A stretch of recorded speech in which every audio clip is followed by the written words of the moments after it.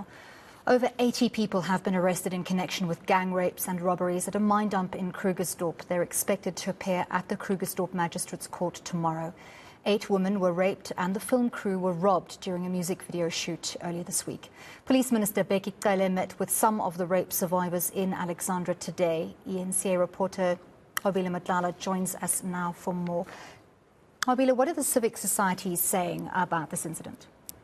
Well, Anli, I think it's very clear that they say this shouldn't have happened, you know.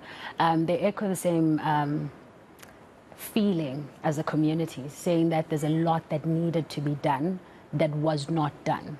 Now, you remember we started with the community, which was yesterday, and they were telling us that they live in fear, that their lives have changed, but they've been reaching out to the police and they want the police to take charge. And so the civil society is saying the same thing. They want to see the people that are responsible for this getting harsher punishment. They want to see results as well. And they're saying that, I mean, we understand that a lot of people have been arrested, but we need to find out who exactly is connected to this crime. And that's what the civil society is saying. But what the same thing also at the same time, what they're saying is that we have this illegal mining problem because illegal mining has been let to just continue for so long. So they're saying that there needs to be a way to take these communities in these mining areas and bring them in so that they also participate in the economy. So even if the mine leaves,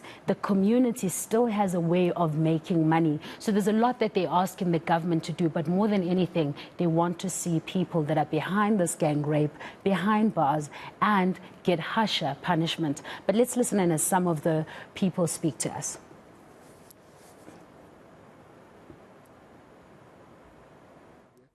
Remember that the survivors were 8, so there are 6 families that are here. But we're careful that we don't speak to the kids. They're quite young, some of them. We don't speak to them because that would be the investigation of the police.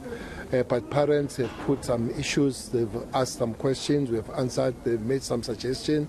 We think we are fine with the parents. They are taking it on their strides, including the kids.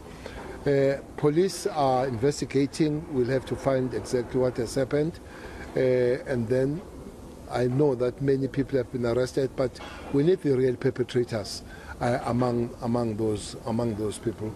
The evidence that has been collected by the police, biological evidence, as I've said, will have to help us to link the real perpetrators. Some, as they are collected as illegal foreign nationals, yes, but we need these perpetrators.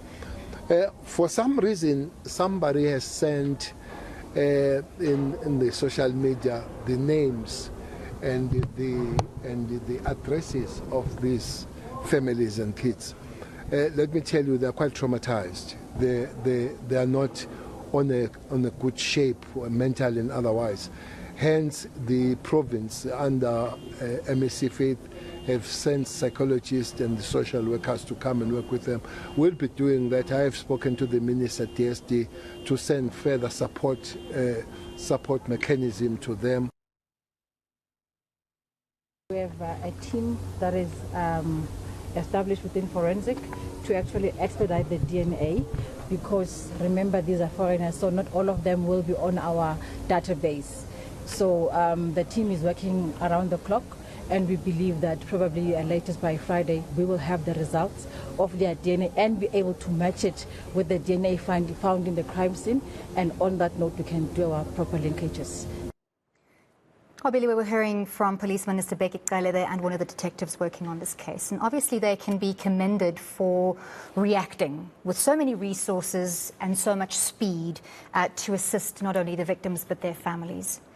But one has to ask the broader question, and many South Africans are deeply traumatized by this incident, that these women, not to take anything away from what they've experienced, but there are so many South African women who are raped every day, where the police don't respond with resources or with speed They don't get psychologists or counseling. Their cases are not fast-tracked. Their DNA results will not be in within a week. They will wait years for any kind of justice, if that's served at all. In this instance, what have officials done, and what does that speak to the bigger picture? Are we going to get somewhere with this? Or are we once again going to see a high-profile case that receives a lot of media attention, a lot of police attention, dies away slowly, and then all the South African women who are raped are also left in the lurch?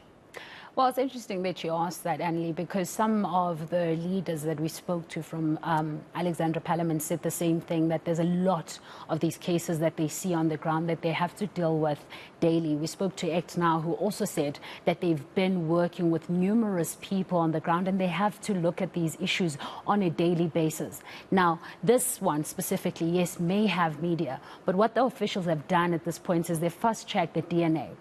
This is so that they can bring the perpetrators to book quicker.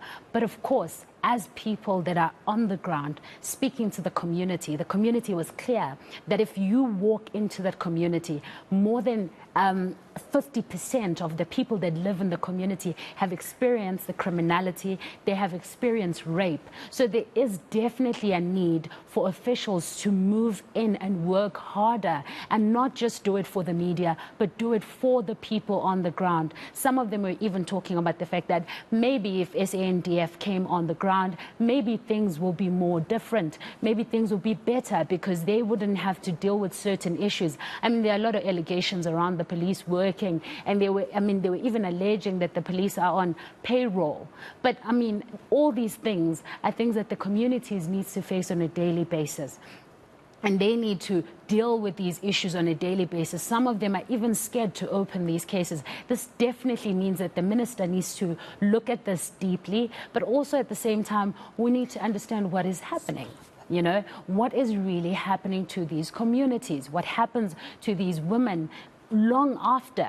I mean, like you're saying, counseling for now, but what happens to the woman that is in the same village, not far from the area where this happened, who has had to live with this nightmare and doesn't even have a docket, or doesn't even have a case at the moment, or is even scared to walk into the police? But there is a need. The Alexandra Parliament was saying to us, the brigades, the people that attend to these women. Nqobile, I'm being told to wrap. Clearly this story is not one of those that we get to spend time talking about, even though it's one of the most critical stories on the news rundown. I do apologize, Nqobile. That's where we're going to have to leave it. Nqobile Madlala spending some time in Alex covering this story for us. We'll bring more news at the top of the hour. Devi is up next.